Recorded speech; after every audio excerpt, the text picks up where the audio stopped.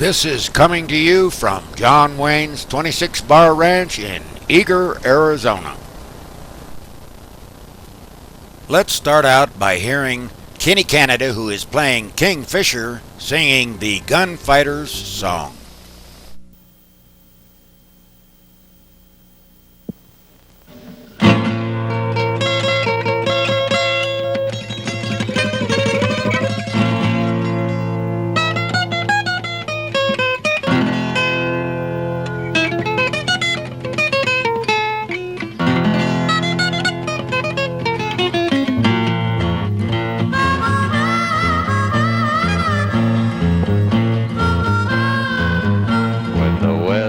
Young, they were killers on the run. The gunfighters held the land in fear.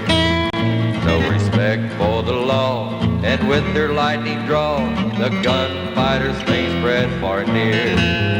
Gunfighters, gunfighters, just doggy fight. Gunfighters, gunfighters, giving the devil one more try. When they rode into a town, men would try to gun them down, but the gunfighters' hand was prepared. They survived by their speed, killing first became their creed. The gunfighters' coat was holsters bare. Gunfighters, gunfighters, just doggy fight. Gunfighters, gunfighters, giving the devil one more try. They would gamble with their lives when they did their deadly dance, never knowing what lady luck would deal them next. Taking each day as it comes, facing death with a gun, not knowing that their luck would soon run out. Gunfighters, gunfighters, just doggy fight. Gunfighters, gunfighters, giving the devil one more try. Gunfighters, gunfighters, best doggy fight. Gunfighters, gunfighters,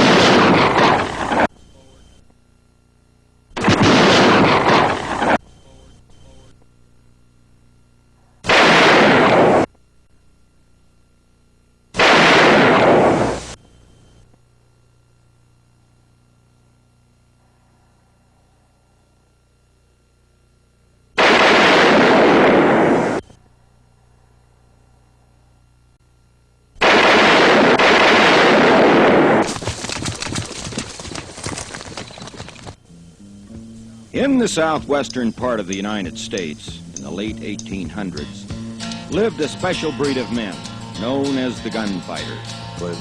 Introducing Kenny Canada as Bill Longman, the Gunfighters, Rowan Ellsworth as Ben Thompson, no respect for the law, victims never saw Danny Boyd as Luke Short, Gunfighters playing Fred far and near, and Kenny Canada as John King Fisher, with a large mustache and a broad smile.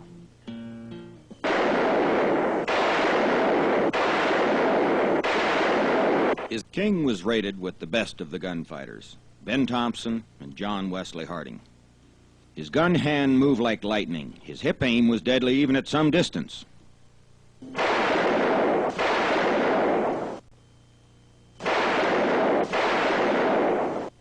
Since Fisher spent most of his time below the Mexican border, it amused him to be set upon by Mexican bandidos, and then whip out his pistols and cut them down, always leaving one or two to flee to spread the news about the dreadful gringo gunfighter.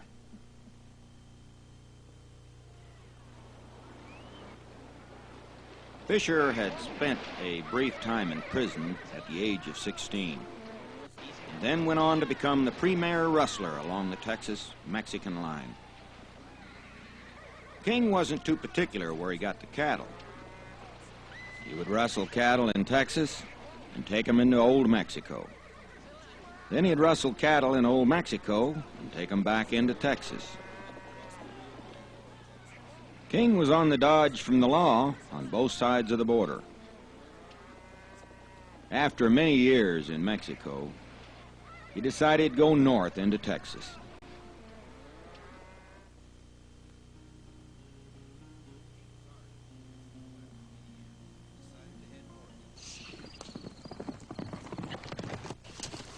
King admitted to gunning down 7 men.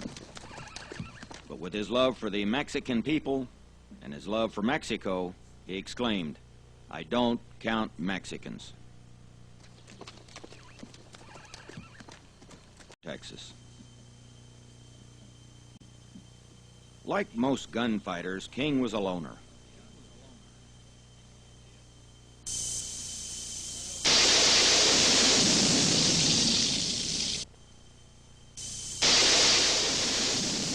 In Texas, he knew he could get back to the gambling tables and the lovely gringo ladies.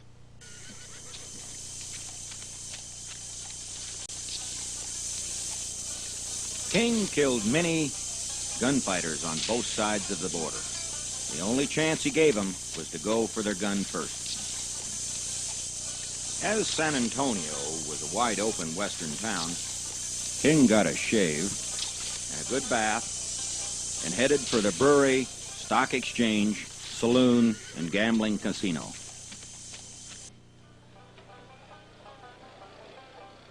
King soon found his favorite game. He didn't realize that one of the men that he was playing cards with was known as a cheat.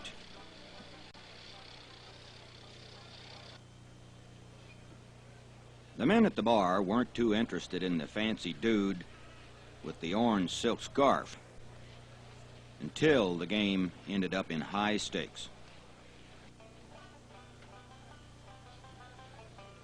The other man at the bar figured the stakes were too high for him and folded. The man in the striped coat raised the pot. The men at the bar were wondering how long this fancy dude would be able to stick with the town cheat. The man eyed King and said, "This is all I have. What you got?" He lost. King said that he would and started to deal the cards.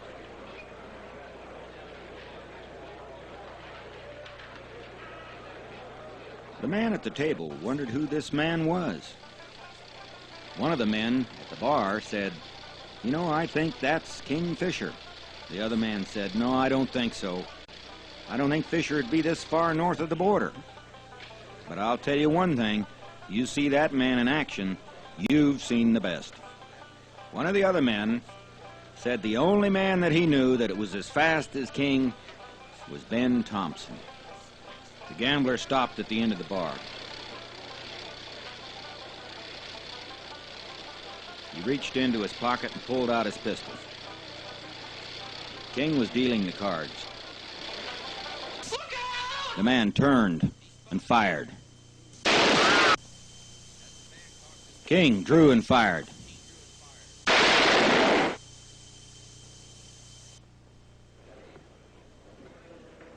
He knew he had been hit, but he didn't know how bad. He calmly sat down and started collecting his winnings again. The man who had been sitting with King came over to the table so he could get a look at the man at the end of the bar. He was beginning to get his courage back now, and he thought he would just pace it off and see exactly how far it was. King figured that he better see how bad he was hit. He was bleeding, but the bullet had gone through the fleshy part of his shoulder. The man that had paced off the distance turned and yelled, 45 feet right between the eyes.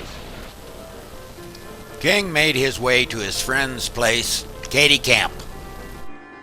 Fisher had no idea that bounty hunters had tracked him from the saloon. A third man arrived who was the leader. He told the two men to go up on the balcony, and he would come up the inside stairs. Other than the loss of blood, King's wound wasn't that serious. Katie had him pretty well patched up by then. The men on the outside stairs had given their leader time enough to start up the inside stairs. These men were interested in one thing: the price on King's head.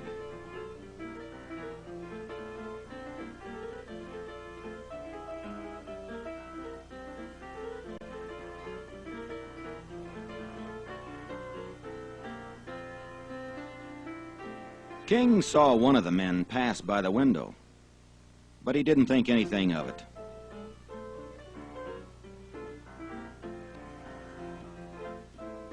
Katie was about finished now, and King wanted to get some well-deserved rest.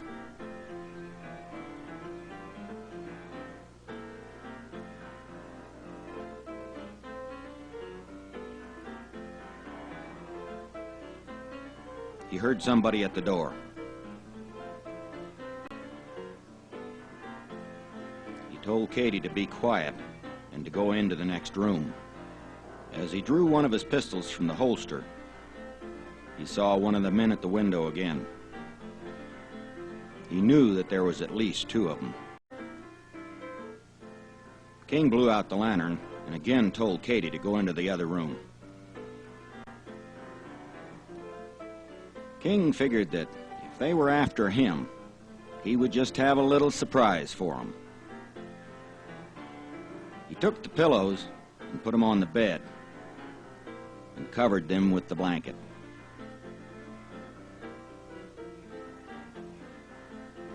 King picked up Katie's double-barrel shotgun that was by the bed and followed her into the next room.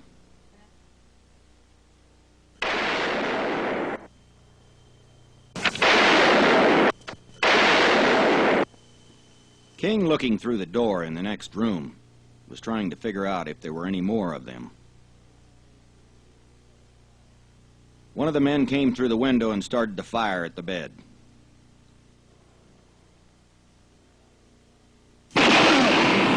King got him with a blast from the shotgun. Another one was coming through the door.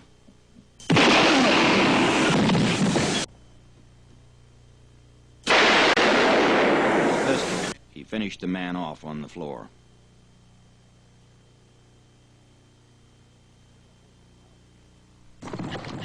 He heard a horse galloping away and a dog barking. He figured the third man had fled. Katie lit the lantern in the other room, and King calmly sat down, and Katie finished bandaging his wound. King teamed up with Ben Thompson, and they headed for San Antonio. Ben and King hit the trail for San Antonio. King had settled down to a job as deputy in Uvalde County and took his work seriously. Up to this time, he had 20 killings credited to him. No longer wanted by the law, his life was easygoing, except when dealing with outlaws and bad men. Then he became the same well-oiled machine that Ben was, calm, confident, and deadly.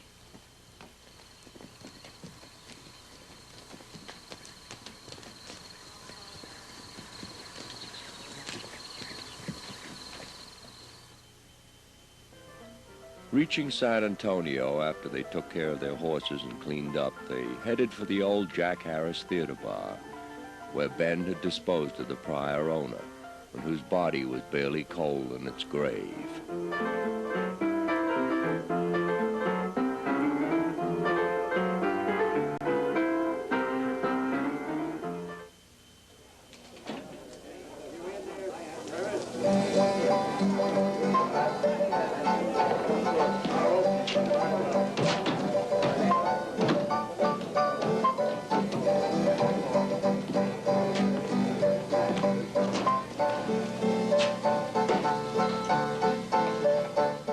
Coming out of the bar, a customer spotted them on the sidewalk and rushed back in to alert Lil, Jack Harris's woman, who now ran the saloon.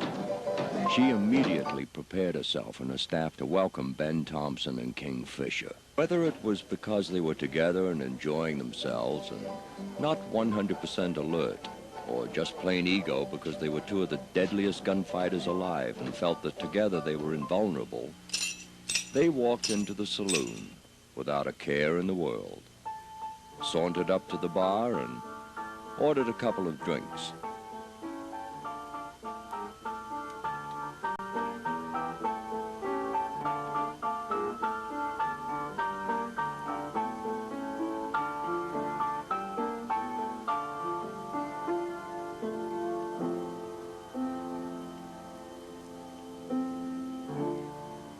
They were the last drinks Ben and King ever ordered.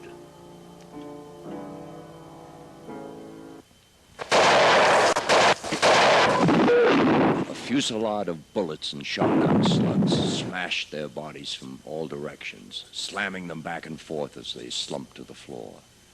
It's ironic that King Fisher was really an innocent bystander who happened to be in the wrong place at the wrong time. One of the great gunfighters of the West. They would take every chance when they did their deadly dance. They were fearless, simple without a doubt. Never once was a thought that they'd finally be caught, but their luck started quickly running out. They never knew what hit them when an ambush was at hand, and they never saw their lifeblood dripping slowly on the sand.